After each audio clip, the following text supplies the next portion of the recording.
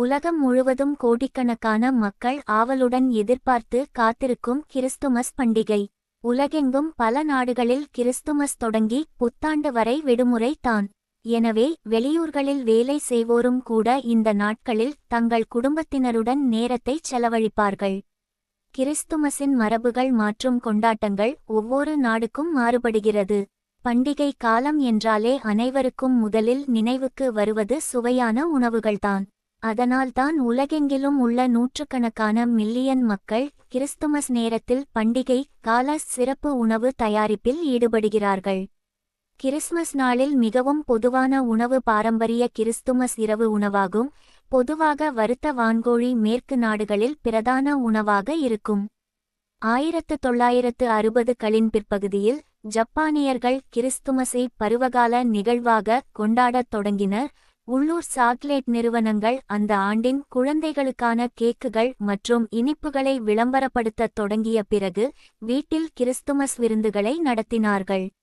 ஆரம்பத்தில் குழந்தைகளை மகிழ்விப்பதற்காக மட்டுமே கொண்டாட்டங்கள் இருந்தன. பின்னர் அனைவரும் கொண்டாடத் தொடங்கினர். கிறிஸ்துமஸ் என்றாலே பலருக்கும் நினைவிற்கு வருவது சாண்டா கிளாஸ் தான். தொந்தியும் தொப்பையுமாக வலம் வரும் அந்த வயதான சாண்டா தாத்தா கிறிஸ்துமஸ் சமயத்தில் வந்து பரிசு பொருட்களை வைப்பார் என்பதே நம்பிக்கை. சாண்டா தாத்தா கற்பனை கதாபாத்திரம் தான் என்பது இப்போது அனைவருக்கும் தெரிந்தாலும் சாண்டா தாத்தா மீதான ஈர்ப்பு யாருக்கும் குறைவதே இல்லை.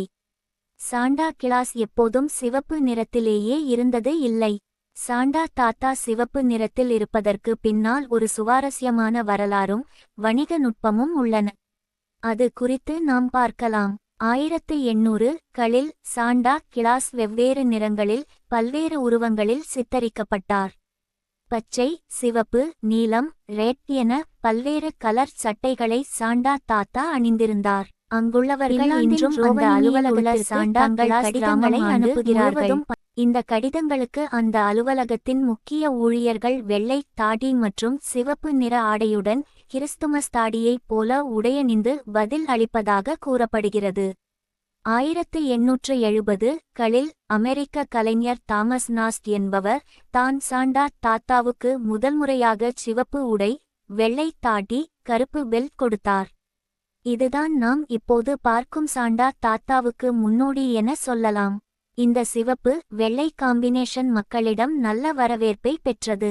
இந்தச் சூழலில் தான் 20ஆம் நூற்றாண்டில் குளிர்பான நிறுவனமும் இந்த சிவப்பு நிற சாண்டாவை தங்கள் விளம்பரங்களில் பயன்படுத்தத் தொடங்கியது. இதுதான் காரணம். அதற்கான காரணமும் முக்கியமானது. அந்த காலகட்டத்தில் குளிர்பான விற்பனை வெயில் காலத்தில் உச்சம் தொடும்.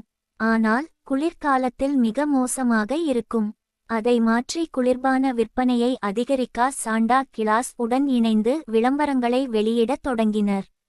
பிரகாசமான சிவப்பு நிறத்துடன் சாண்டாவின் ஆடை என்பது குளிர்பான நிறத்துடன் ஒத்துப்போகவே அது வேற லெவலில் அமைந்தது.